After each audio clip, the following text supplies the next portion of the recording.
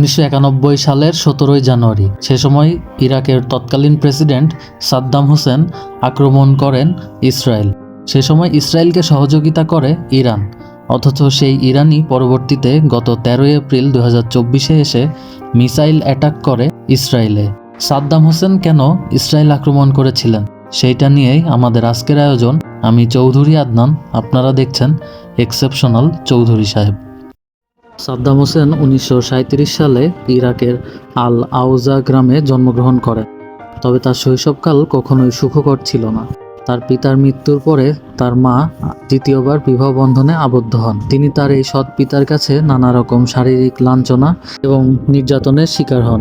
পরবর্তীতে এইসব নির্যাতন সহ্য করতে না পেরে মাত্র 10 বছর বয়সেই তিনি বাগদাদে তার চাচার বাড়ির উদ্দেশ্যে রওনা হয়ে পড়েন। তিনি তার চাচার বাড়িতে আশ্রয় গ্রহণ করেন এবং এই চাচার কাছেই তার রাজনৈতিক হাতেখড়ি শুরু হয়।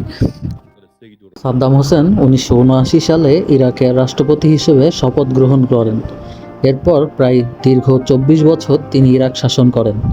এই সুদীর্ঘ সময়ে তিনি অনেকগুলো যুদ্ধে জড়িয়ে পড়েন।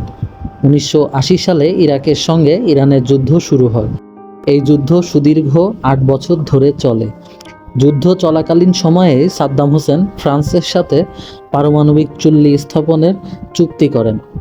অন্যদিকে ইরানকে তখন সাহায্য করছিল ইসরায়েল।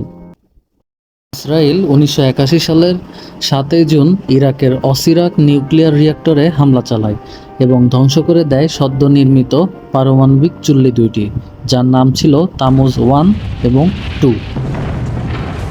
ইরাক এবং ইরানের মধ্যে সংঘটিত যুদ্ধ প্রায় 9 বছর স্থায়ী হয়। একটি রিপোর্ট থেকে জানা যায়, এই যুদ্ধে ইরান যে পরিমাণ অস্ত্র ব্যবহার করে তার প্রায় 80% ছিল ইসরায়েলের তৈরি।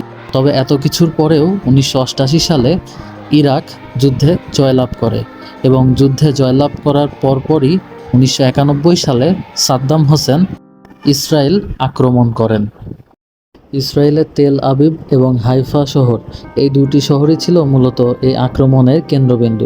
তবে খুব বেশি হতাহত না হলেও প্রায় 4100 বিল্ডিং ধ্বংসপ্রাপ্ত হয়। তবে আশ্চর্যজনক ঘটনা হলো, এর প্রতিবাদ স্বরূপ ইসরায়েলি গভর্নমেন্ট সে সময় কোনো প্রকার যুদ্ধ বা সেই রকম কোনো কর্মসূচি গ্রহণ করেনি। ফলে ইরাক এবং ইসরায়েলের মধ্যে সাময়িক উত্তেজনা তৈরি হলেও পরবর্তীতে তা স্তিমিত হয়ে যায়। সো ভিউয়ার্স, এটাই ছিল আমাদের আজকের আয়োজন। আশা করি ভিডিওটা ভালো লেগেছে। যদি ভিডিওটা ভালো লেগে থাকে তাহলে অবশ্যই আমার চ্যানেলটি সাবস্ক্রাইব করবেন। আর যদি কোনো মূল্যবান মতামত থাকে তাহলে অবশ্যই আমার কমেন্টস বক্সে জানাবেন। সো নেক্সট ভিডিও আসা পর্যন্ত ভালো থাকবেন, সুস্থ থাকবেন। ধন্যবাদ।